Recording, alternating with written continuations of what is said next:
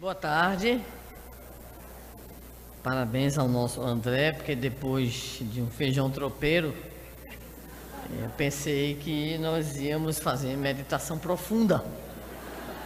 Mas, graças às entidades que auxiliam esse encontro, nos mantivemos acordados, e ele veemente em seu discurso. Apenas a título de ilustração, considerando que nós integramos a equipe da área de evangelização espírita infantil juvenil, gostaríamos de fazer rapidamente, antes do nosso tema, alguns acréscimos à fala dele. De fato, existe alguma dificuldade pontual no Brasil em relação à presença de jovens no movimento espírita. Pontual. De modo geral, os estudos estatísticos do nosso irmão Álvaro Crispino atestam o crescimento da participação dos jovens nas mocidades espíritas. Nós que estamos aqui somos de mocidade espírita, somos de infância espírita. Boa parte dos companheiros que hoje está à frente, inclusive, das federativas em nível estadual, também são oriundos do movimento espírita. O que nós não podemos esquecer é que no movimento espírita juvenil houve um tempo de florescimento muito grande, até porque os tempos atuais são tempos estranhos e que a gente não pode esquecer que em um certo momento da nossa história nós pegávamos um ônibus e tranquilamente íamos para a mocidade espírita. Hoje existem alguns problemas de segurança que afastam muitas pessoas, muitos jovens. Nós somos do tempo que não tinha shopping também, Então, a gente tinha na casa espírita todo um referencial de viver a própria realidade do movimento espírita. Mas hoje, mesmo com todas as dificuldades, os nossos jovens que não têm só, por exemplo, a sua carga de escolaridade que tínhamos no nosso tempo de juventude espírita. Hoje o pobre do jovem espírita, o jovem de modo geral, além da escolaridade do ensino médio, por exemplo, Fundamental 2 e faculdade, ele tem tanta coisa para fazer que às vezes, Agora concordamos que nem sempre a casa espírita, ela tenta atrair o jovem usando uma linguagem ou procurando realmente integrar e acolher melhor esse jovem. Mas nós não podemos esquecer, e embora pedindo desculpas ao André, e com todo respeito, não posso deixar de dizer que hoje nós temos em nível de área de evangelização infantil juvenil um trabalho que mais adiante as gerações com certeza reconhecerão mais ainda do que as gerações atuais. Realizamos hoje um trabalho nacional chamado Combrage, a retomada das grandes confraternizações de juventude no Brasil. Realizamos as combragens nas 4 regiões e estaremos agora em 2019 em Brasília realizando uma combragem nacional. Temos programações na área da linguagem jovem, Minha Nada Mole Encarnação é um exemplo, O portal Sou Jovem, e temos tido uma preocupação muito grande, aqui inclusive, foi o nosso companheiro Daniel, daqui da área da evangelização juvenil, participou do nosso encontro nacional, que reuniu em Guarapari, Espírito Santo, 1.250 evangelizadores. Isso presencialmente, fora as transmissões pela internet. E lá o Daniel, juntamente com o nosso irmão Fábio do Amazonas, presidente da Federativa Estadual com menos de 30 anos de idade, foram responsáveis pela oficina do protagonismo juvenil, porque nós estamos aí sim, concordamos com o nosso André, tentando superar no nosso movimento o preconceito em relação ao jovem. O preconceito em relação a tudo aquilo que o jovem pode. E principalmente é uma velha questão que é dita e apresentada: jovem é promessa, jovem não é promessa, jovem é realização. Nós hoje temos no nosso movimento espírita inúmeros companheiros jovens desenvolvendo atividades, desenvolvendo ações, jovens que estão sendo expositores espíritas, jovens dirigentes espíritas, mas sempre com essa preocupação, que é uma preocupação pertinente, lembrar que a juventude ela sempre esteve presente nos processos de espiritualização e cristianização da humanidade. Não nos esqueçamos que quando Jesus constituiu o seu colégio apostólico, chamou João, e João era adolescente. Não nos esqueçamos que Paulo, quando foi desenvolver o seu grande e extraordinário trabalho junto à gentilidade, ele não se acompanhou apenas dos da sua idade, nem dos mais velhos, não. O acompanharam nada mais nada menos do que inúmeros jovens, apenas para destacar Silas, Tito e o jovem Timóteo, que ele teve a oportunidade de conhecer com apenas 13 anos de idade. Não nos esqueçamos que no período dos chamados testemunhos dos primeiros cristãos, eles não selecionavam os adultos e os velhos para sacrificarem. Iam todos, adultos, idosos, velhos, jovens e crianças também. Não nos esqueçamos que Francisco de Assis e Clara de Assis eram adolescentes jovens quando desenvolveram todo aquele trabalho extraordinário da chamada Baixa Idade Média. Não nos esqueçamos que quando o plano espiritual quis realizar a grande tarefa que prepararia o processo da codificação, chamou adolescentes como a Aline, Carlote, como as irmãs Baudin, como a senhorita Ruth Celina Jafé. Não nos esqueçamos que Leon Denis conheceu Allan Kardec aos 19 anos de idade para se dedicar integralmente. Não nos esqueçamos que Chico Xavier iniciou o seu trabalho de publicação com menos de 18 anos com Parnaso Além Túmulo. Não nos esqueçamos que Raul Teixeira descobriu a sua mediunidade num grupo de juventude espírita, quando pela primeira vez foi e lá a evangelizadora perguntou se ele queria falar alguma coisa sobre Moisés. Sobre Moisés, ele descobriu que era médio e falou sobre Moisés e sobre a primeira revelação como um todo. Não nos esqueçamos que o nosso Divaldo começou bastante jovem a desenvolver o seu trabalho. Então, o que importa para nós em termos de movimento espírita é fazer o nosso papel de realmente ressignificar, de avaliar os nossos erros, mas de confiar mais no jovem, que é o que a nossa área específica de evangelização espírita infantil juvenil tem feito, não apenas em nível da Federação Espírita Brasileira, mas em todas as federativas e em todas as casas espíritas. Me desculpa, mas não podia deixar passar essa colocação. Porque nós estaremos falando sobre a geração nova, ou a nova geração, que, preste atenção, é o último item da qualificação. O último, porque a Gênesis é o último livro, o último capítulo, o 18, a nossa irmã Sandra já abordou os tempos são chegados, dividido ou subdividido o capítulo em 2 itens: sinais dos tempos, que também já foi abordado, e a nova geração, ou a geração nova. Então é interessante que nós percebamos que a finalização da codificação seja pedagógica, seja uma preocupação no primeiro momento com aquilo que se fala sobre os sinais dos tempos, e no segundo momento seja a preocupação com o novo tempo a partir do surgimento de uma nova geração.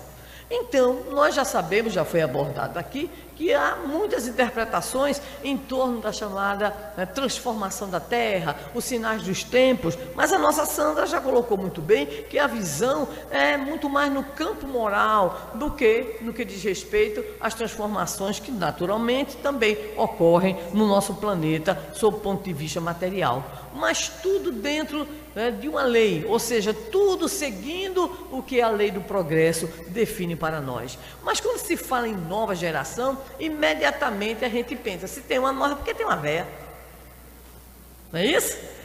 E Allan Kardec colocou para nós, sim, tem uma velha, aliás, as duas convivem, e nós diremos, nós continuamos a conviver, a velha geração com a nova geração. Só que o estudo que o codificador nos apresenta é muito sintomático, é muito importante. Ele vai nos falar das chamadas características da velha geração. Primeira característica, espíritos revoltados contra Deus.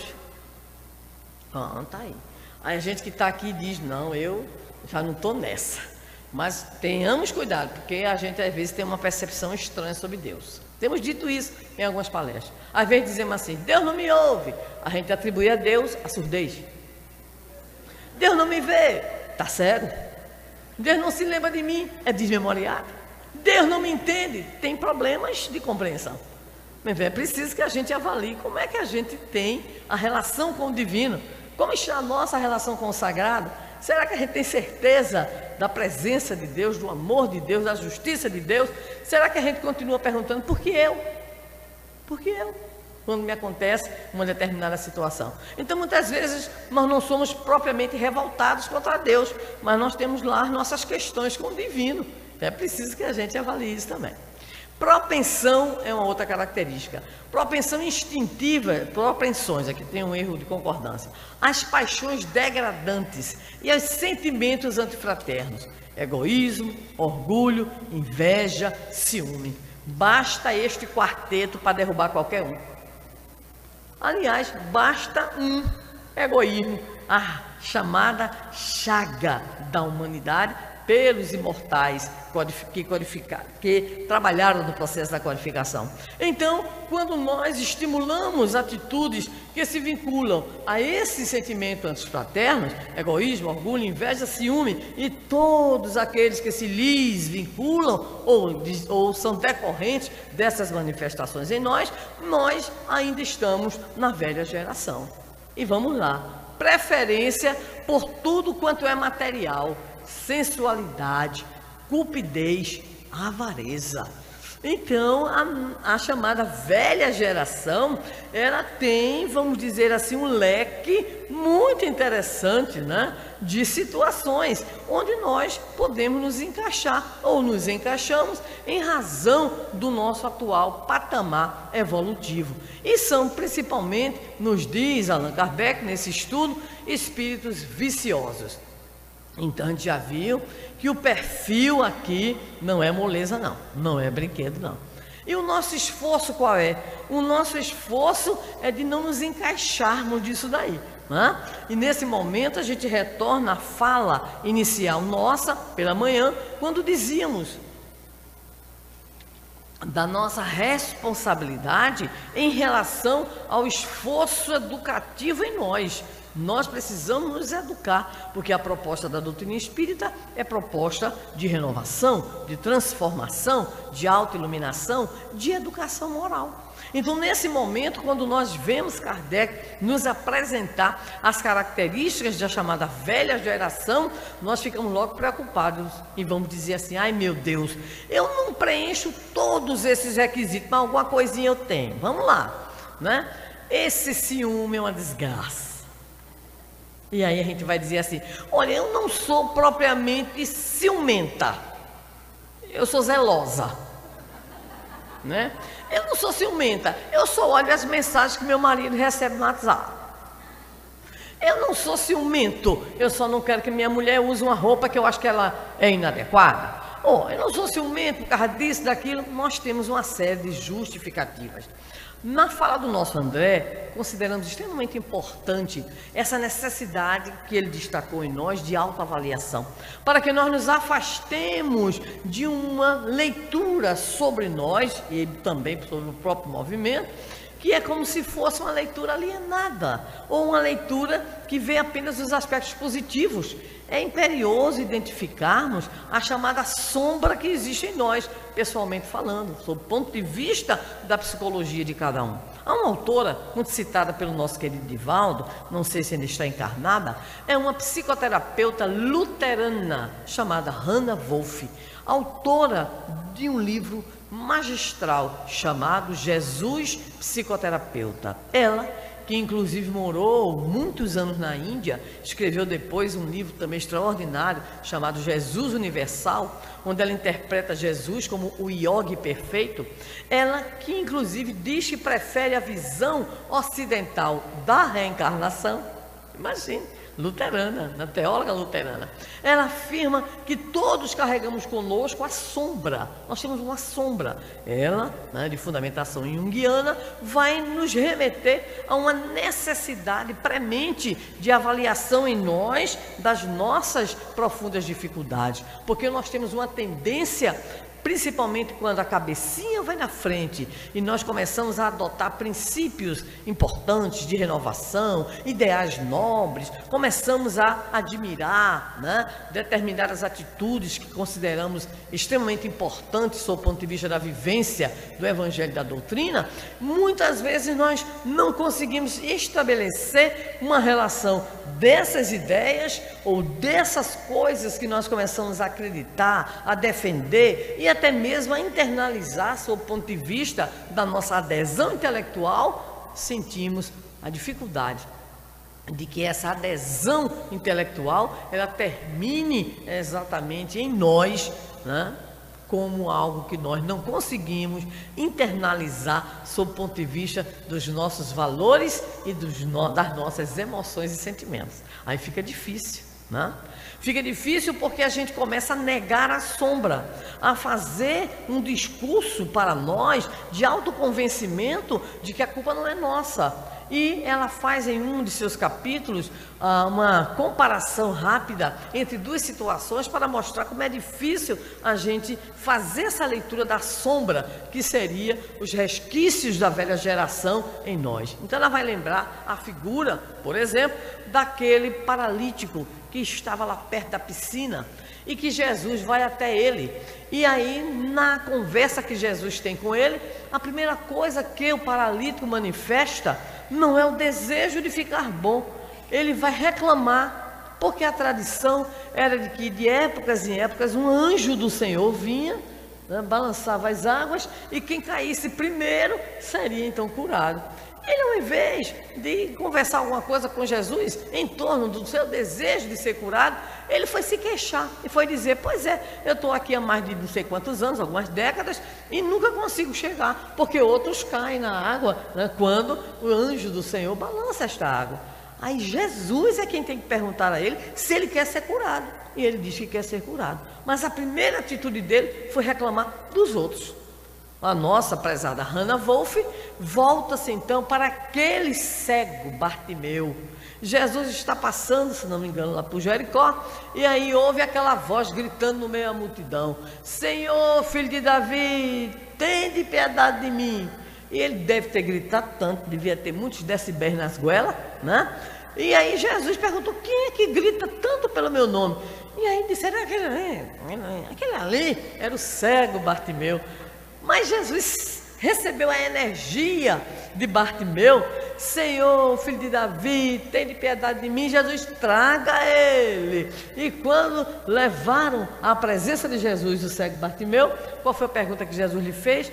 Que queres que eu te faça? E a resposta: que eu veja, Senhor. Olha a atitude diferenciada. A do paralítico foi reclamar dos outros. E a Hannah Wolff diz: é a sombra. É preciso superar a sombra. É preciso ter a atitude do cego Bartimeu, que é a atitude proativa. É aquele que vai atrás daquilo que deseja. Então nós precisamos identificar a nossa sombra e a nossa resistência. Por que é que nós temos tantas dificuldades de, possuindo todas as informações, todas as elucidações, por que é que nós temos ainda tanta dificuldade? Sem querer fazer nenhuma forma de julgamento, apenas usando o exemplo, quando recentemente decidi reler Voltei, do irmão Jacó, fiquei muito preocupado com a minha desencarnação, muito. Porque quando eu li Voltei, eu li em 1900 e volts. Para quem é nordestino, 1900 e volts é lá atrás, tá? Então, esclarecendo aqui para o geralzão. Então, eu reli faz pouco tempo, já sexy, Sagenária, né? Aí comecei a reler. Quando eu reli, voltei, a história de Frederico Figner, grande trabalhador espírita, dirigente espírita, dialogador, e quando desencarna, ele observa que não era exatamente o que ele achava que ia dar com a sua desencarnação. Primeira coisa, ele quis olhar e ver alguma luzinha nele. Estava escurinho, breu, não tinha. E aí a filha aparece, Pitangui Sampaio, Bezerra de Menezes, eram as companhias dele. Imagine só, né? E ele então vai para um encontro. Nesse encontro os espíritos iam ser levados, aliás, para uma colônia, e ele vê alguns desencarnados. No meio deles, ele fica meio enciumado porque vê um espírito, uma mulher, iluminada. E aí ele fica assim, né? E a filha dele, pai, tenha calma, né? Procurando contemporizar. E ele pergunta, ela está iluminada? Não tem luz nenhuma. E ela está iluminada. Mas vejam bem, não é por nada não, somente para defender um pouco a nossa área. Era uma professora desencarnada. E aí lá segue, né? Aquele grupo. E durante todo o livro, nós vemos a preocupação de Frederico Figner, porque eram anos de trabalho, de dedicação. Frederico Figner foi capaz de doar sua fortuna pelo movimento espírita. Fortuna. Não era assim dinheirinho, não era doação, não era amigos da FEC, não. Era dinheiro em bando de lata. Basta dizer que teve um cheque que ele deu a Chico, Chico passou para a Federação Espírita Brasileira, e a Federação Espírita Brasileira montou o Parque Industrial. É mole? Então ele lá, né, procurando, e vamos lá. E o que é interessante, é o ponto que nós queremos chegar, em certo momento, ele decidiu fazer um trabalho de autoconhecimento, de autoiluminação, muito forte. Sabe o que é que ele fez? Ele decidiu visitar nas regiões umbralinas aqueles espíritos com os quais ele tinha conversado. Que quando ele chegava lá, nessas regiões, os espíritos com os quais ele tinha convivido, muitos olhavam para ele e diziam, e aí, Frederico? A turma da gozação, né? E ele ia nesse trabalho interior de autoconscientização, né? De autoeducação, de controle, até que um belo dia a gente pensa que arrastão só tem aqui do lado de cá, mas tem do lado de lá também. E tinha um grupo que queria fazer um arrastão com ele. Nesse dia ele teve receio. Nossa, como é que eles vão? O que é que eles vão fazer comigo, né? E aí ele entra numa espécie de oração profunda e, logicamente, fez o que qualquer um de nós faria, né? Bittencourt, Bezerra, chamando. E realmente ele percebeu uma luz. E essa luz afugentou, então, aqueles espíritos galhofeiros levianos. E aí ele vê, de fato, ali Bittencourt Sampaio. E aí perguntou, Bittencourt, graças a Deus, eles viram a sua luz e fugiram. E Bittencourt disse, não, você está enganado. A luz dessa vez é sua. E ele, isso já é quase no fim do livro. Então, ele descobre que todo aquele processo de revolução interior dele, de autoconsciência, para identificar os próprios limites, é que estava lhe proporcionando a condição de iluminação. Então, é este o conselho da nossa Hannah Wolff. Não tenhamos medo de achar a nossa sombra, porque somente na hora que acharmos a nossa sombra, saberemos como diluí-la através do nosso processo de autoiluminação. Então a velha geração é também aquela geração que não quer se conhecer, é aquela geração que guarda ranços, né? Que mantém, vamos dizer assim, o gosto pela imperfeição. Nós costumamos brincar algumas vezes dizendo que é a síndrome de Gabriela, o personagem, né, de Jorge Amado, que dizia assim, eu nasci assim, eu cresci assim. Se for espírita, diz, eu vou reencarnar assim, né? Então, não é o manter aquilo. E ainda tem uns que dizem assim, com muito gosto, quem quiser gostar de mim, gosta do jeito que eu sou. E outros ainda gostam de afirmar, eu há 40 anos, 50 anos, eu sou desse mesmo jeito. Dá vontade de dizer, morreu e esqueceu de ser enterrado. Porque passar 40, 50 anos do mesmo jeito não é possível, né? Então, descobrir a nossa sombra interior para trabalhá-la, para nos renovarmos, esse sim. Mas aí Kardec vai nos dizer, e qual é a nova geração? Bem, para quem é da área aí, da internet, e para quem conhece alguma coisa, sabe perfeitamente o que significa a expressão upgrade. Tudo ok? Upgrade. Tem um computadorzinho Peba, aqui também é o mesmo sentido, né? Peba, fraquinho, aí bota memória, bota não sei o que, melhora, o bicho fica parecendo que é alguma coisa boa. Upgrade é melhorar, né? É dar um plus naquilo que a gente tem. Muito bem. Quem é a nova geração? É o plus. É o plus. é exatamente upgrade. E o que é que significa? Vamos prestar bem atenção agora nesse momento, porque alguns vão começar a se sentir, ai meu Deus do céu, eu não sou da velha, mas também não sou da nova. O que é que eu sou? Quem sou eu? Quem sou eu? Para que ninguém saia daqui traumatizado, calma. Vamos prestar atenção. A nova geração, ela se comporá de 2 grupos. Primeiro grupo, o upgrade. O que é que significa? Bem, vamos trazer, vão ser importados aqui para nós espíritos que já estão o quê? Bem mais evoluídos, né?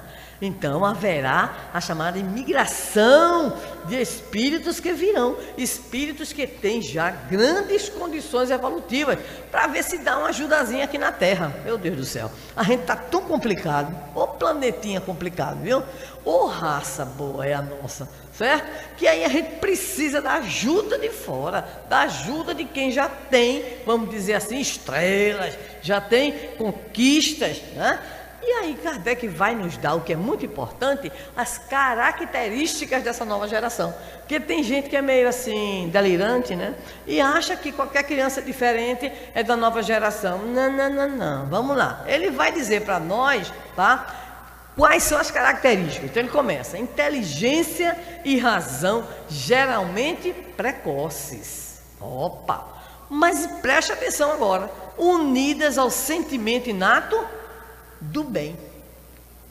Então não são só espíritos inteligentes. Quando vê aí um menino é um gênio na matemática, na física, sim, mas não significa que seja da nova geração. Então a nova geração tem inteligência e razão geralmente precoce, mas unidas essas características ao sentimento inato do bem e crenças espiritualistas.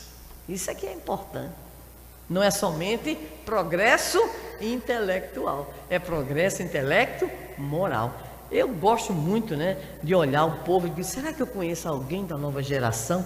De vez em quando, né, já com mais de 40 anos em trabalho de evangelização, né, eu encontrei, eu acho que uns 2 ou 3, né, que reúnem essas características: inteligência precoce, né, razão iluminada, gosto do bem. São espíritos dedicadíssimos, né? Inclusive os que eu conheço estão todos no movimento espírita, graças a Deus.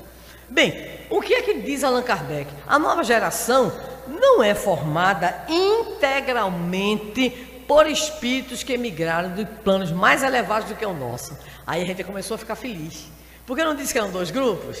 Então um grupo é o que vem de fora, ou seja, é o grupo do upgrade, é o grupo que já tem conquistas. E o outro grupo, para a gente ficar feliz, nós. Agora, preste atenção, nós, a depender, né, de algumas coisas. Então esses espíritos que acompanham a nova geração, os importados, são espíritos já de condição evolutiva superior aos habitantes comuns da Terra, né? Com aquelas características. Mas e o outro grupo? Nós. Prestemos muita atenção, porque é um momento de decisão nas nossas vidas. Nos diz Allan Kardec, ainda também farão parte da nova geração os espíritos vinculados à Terra que desejam se renovar e que superaram as mais influências, né? O meio, a questão da matéria, procurando o quê? Novas disposições. Olha, apareceu para nós a brecha do processo seletivo. Apareceu.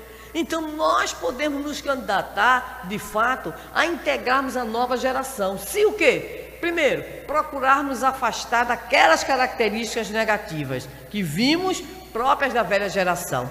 E se buscarmos substituir, então, essas nossas dificuldades por novas disposições morais. Qual é a palavrinha central que abordamos na nossa primeira fala? Educação moral. E qual é a base da educação moral? Esforço.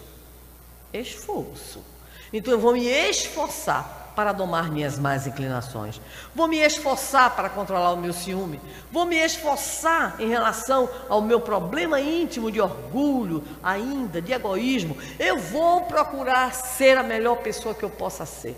Mesmo que eu não tenha, vamos dizer assim, sucesso absoluto 100%. Mas eu estarei o quê? Eu estarei nesse esforço, porque é isso que caracteriza o verdadeiro espírita. É a sua transformação moral, está lá colocado no Evangelho, mas pelos esforços que emprega. Ora, se ele está se esforçando, é porque ele está em processo. Então, o nosso Frederico Figner, voltando ao livro Voltei, ele trabalhou demais, ajudou demais, mas o processo era um pouquinho mais complexo do que ele imaginava, né? E nós, muitas vezes, que estamos também vivenciando a experiência, nós temos que ter um outro tempo, que é o tempo de Deus. Esse tempo de Deus, ele é muito curioso. Gostaria rapidamente de evocar aqui o meu querido amigo, irmão Haroldo Dutra Dias. Diz que num dia meio aperreado, assim, ele abriu, né, um texto lá do Novo Testamento e apareceu o seguinte, né, texto para ele, um versículo para ele.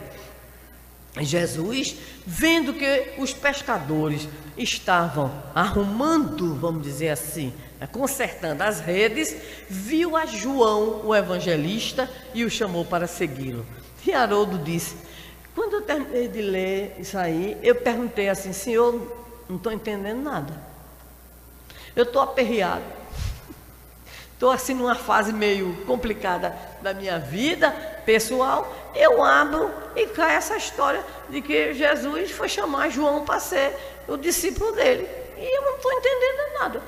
E às vezes o Haroldo tem uma maneira curiosa de dizer assim: Senhor, eu sei que tu me ajudas, eu sei que tu me amparas, o problema é que eu não consigo enxergar como é que tu estás fazendo isso. E ele disse que nesse momento, nesse dia, ele ficou: e agora que eu não estou entendendo por que caiu esse versículo para mim? E aí passou o dia pensando, meditando, depois deu aquele agora. É porque quando Jesus foi chamar João, João não estava nas redes trabalhando. João estava parado, consertando. E o nosso querido irmão, com todo o seu cabedal de sensibilidade, de conhecimento, fez a seguinte interpretação: é que há momentos em que nós estamos ativos, mas há momentos que nós temos que parar, para que o tempo seja o tempo de Deus. E eu fiquei meditando também nas palavras dele, ao ouvir esse pequeno vídeo, e lembrei ao Cronos e ao Kairos. Ao Cronos, que é o tempo cronológico do homem que a gente marca, e o Kairos, que é o tempo de Deus. É preciso, dizia o nosso Haroldo, fazermos a nossa parte, mas é preciso deixar um tempo para que Deus faça a parte dele em nós. Olha que mensagem bonita. É preciso parar um pouquinho, é possível e necessário Virgem colheiro, porque eu botei um cronômetro aqui, né? É preciso buscar, né, o deserto interior de avaliação, para que a gente possa fazer um mergulho, né, em nós, para podermos então desenvolver o nosso programa de autoiluminação. Então, farão parte da nova geração os que desejarem também isso, ou seja, os que conseguem fazer esse trabalho de autoconhecimento, os que desejam renovar as suas disposições íntimas no sentido do bem, no sentido da renovação, no sentido da transformação. Então é onde nós entramos, né? Nós vamos entrar nessa nova geração a partir desse nosso desejo. Mas há um subgrupo dentro deste grupo que é interessante demais, que eu só prestei atenção depois de ler o texto kardeciano algumas vezes. Diz ele o seguinte, que há muita gente que desencarna, não estava nem aí, é daquele grupo de tô nem aí, né? Desencarna. Então ele diz, tem um grupo também que no plano espiritual recebe a ação benfeitora dos espíritos amigos, Porque, na verdade, esses seriam aqueles que na Terra não tiveram lá muita vinculação a movimentos religiosos, ou não tiveram lá muita vontade, né, de participação em processos renovadores, mas quando desencarnados, eles recebem no plano espiritual o quê? Recebem um plano espiritual, aí sim, um upgrade diferente, uma orientação, um estímulo. E esses, nos afirma Kardec, poderão reencarnar e aí mudar as suas disposições interiores e realmente conseguirem, vamos dizer assim, fazer parte da nova geração. Para melhor compreender, uma súmula, uma síntese. Vamos então entender como é que vai ficar a coisa. Primeiro, espíritos que não desejam evoluir, aquela turma da revolta contra Deus, serão exilados, sim, exilados para raças ainda atrasadas na própria Terra ou planetas outros, onde elas estarão contribuindo em especial com seu desenvolvimento intelectual. Não temos conhecimento dos exilados de Capela? Pois vai ter também o conjunto dos exilados da Terra, né? Esse é um grupo. Outro grupo, aliás, outra afirmativa. Haverá então uma lenta e progressiva substituição desses espíritos por outros espíritos. Ainda na Gênese, ele vai nos dizer que há uma mescla. Nós vivemos hoje, né, esses grupos, ou seja, nós temos de um lado os que pertencem à velha geração e nós já temos aqueles que estão chegando com grandes tarefas, com grandes responsabilidades no que diz respeito ao momento regenerativo da humanidade. E para deixar muito claro, nos dirá Allan Kardec, a geração nova é menos uma nova geração corporal, e sim uma geração que é espiritual. É uma geração espiritual pelas novas disposições. É uma nova geração que aí está, e nós não tenhamos dúvida de que muitos já estão por aí, voando no pula-pula que eu vim de pula-pula, né? Uma turbulência, mas ainda consegui ler alguma coisa na empresa Gol, e aí tinha lá a revista deles, e uma entrevista com um cidadão lá que é considerado um filósofo, e aí é um filósofo meio materialista, mas perguntaram a ele, né, em relação a se ele quisesse destacar alguma coisa para o futuro, sob o ponto de vista de um novo momento, uma nova possibilidade de mudanças para melhor na Terra. Ele evocou, eu vou pesquisar, não tive tempo, um menino que agora já é um adolescente, já está na faculdade, que aos 9 anos de idade começou a fazer, agora vou homenagear o André de novo, né? Um projeto que se chama Projeto Plantação. Desde os 9 anos de idade que ele faz esse trabalho, que já contagiou muita gente no mundo inteiro para processos em especial de reflorestamento. Ele dizia, é preciso deixar esta marca no mundo para que o mundo seja melhor. Então a nova geração é esta que está aí querendo fazer o novo. É esta que está aí que nem sempre identificamos, mas é esta que nos convida para que possamos engrossar as suas fileiras, realizando mais, fazendo mais, nos esforçando no nosso processo de renovação planetária, começando essa renovação em nós, começando essa renovação na nossa própria possibilidade interior de reforma, de transformação e de iluminação. Conversando com o nosso querido Divaldo, dizia para ele, confessando a limitação da minha parte, eu disse assim, ô Divaldo, o pessoal fala tanto nesse novo amanhecer, a nova era, eu não consigo enxergar. É a minha dificuldade evolutiva, mas eu queria tanto enxergar essa nova era, essa nova geração que está aí, esse novo amanhecer. Ele disse para mim, responde na palestra. Que maravilha, responde na palestra. Eu fiquei lá na hora da palestra, assistindo, procurando identificar. Em determinado momento, ele sabia mais ou menos onde eu estava sentada, olhou e disse assim, muita gente quer ver o resultado da regeneração agora. Eu digo, vala-me Jesus. Muita gente já quer, está vendo, já está querendo a nova geração agora, imediatamente, já.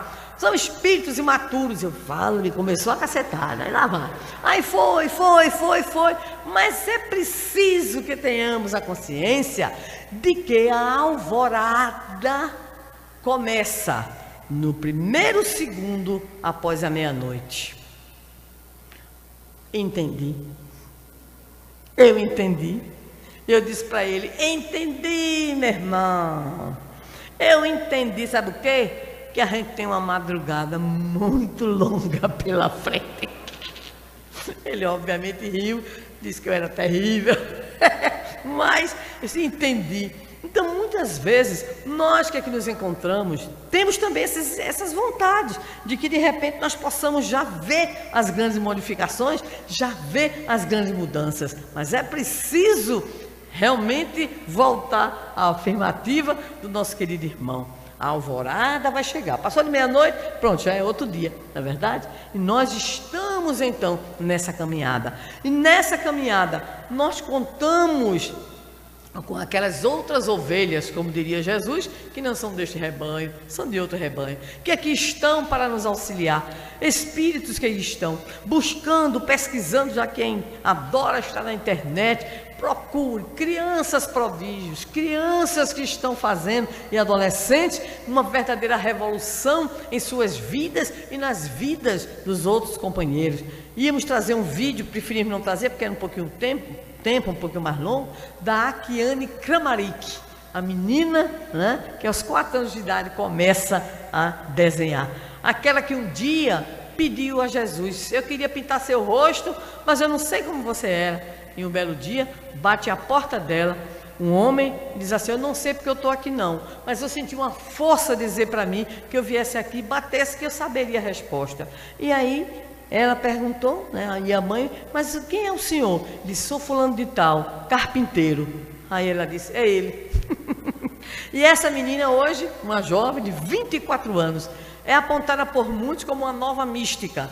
Tem oferecido ao mundo, né, a sua arte, é poetisa, é pianista, além de pintora, e boa parte de todo o seu trabalho converge para a obra social. Ela que teve muitas dificuldades, para quem não sabe, na infância, passando necessidade, problemas de saúde, desejo de acabar com tudo, de não mais seguir, mas encontrou na mãe, que era uma materialista, ateísta, o apoio, o carinho para seguir adiante. E hoje ela desenvolve um trabalho social extraordinário, viajando com a família inteira, e segundo ela, o seu papel na Terra é dizer às pessoas: tenham esperança, sigam adiante, se amem, se melhorem. Esta é a proposta que Allan Kardec nos traz em A Nova Geração. Que possamos fazer parte dessa nova geração, procurando fazer o melhor em nós, dando realmente a Jesus a resposta a Ele, porque Ele não desiste de nós, ainda que nós tenhamos as nossas profundas limitações. A sua voz continua reverberando em nossos corações: vinde a mim todos vós, que vos achais aflitos, sobrecarregados, eu vos aliviarei. Tomai sobre vós o meu jugo e aprendei comigo, que sou manso e humilde de coração, e encontrareis repouso para as vossas almas. Mas que ressoe principalmente em nós o outro convite que ele fez à multidão dos 500 da Galileia, dizendo ao coração de cada um: ide e evangelizai a todas as gentes. E entendamos que esse ide e evangelizai significa, na interpretação mais adiante paulina, que somos as cartas vivas do Cristo, escritas não em pedras, mas nas tábuas vivas do coração, com todo o nosso desejo de mudança e de renovação. Ainda que carreguemos a sombra do orgulho, do egoísmo, do ciúme, da inveja, enfim, de tudo aquilo que representa o conjunto das nossas imperfeições morais, fomos criados para a luz, somos filhos da luz e para ela devemos nos dirigir. Que Deus nos abençoe, que Jesus nos proteja e recebam o nosso agradecimento fraternal e amigo por estarmos aqui compartilhando esse momento de luz. Muito obrigado.